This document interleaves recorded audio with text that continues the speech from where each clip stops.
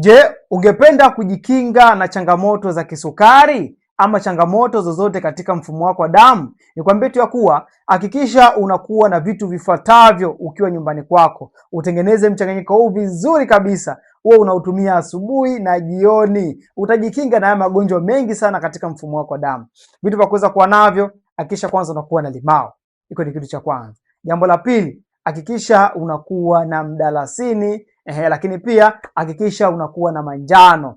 Lakini pia hakikisha unakuwa na kitunguu swaumu, lakini pia na kitunguu maji. Hakikisha unachemsha mchanganyiko huu vizuri kabisa. Tumia glasi moja asubuhi, glasi moja jioni. Itakusaidia kuweza kufungua mishipa ya damu na kufanya damu yako iweze kuflow vizuri, lakini pia itakusaidia kuweza kuepuka magonjwa mengi katika mfumo wako wa damu. Umependa video hii? Hakikisha una share, una like, una comment hapo chini. Video inayofuata nitakuelimisha zaidi kuhusiana na changamoto za kisukari.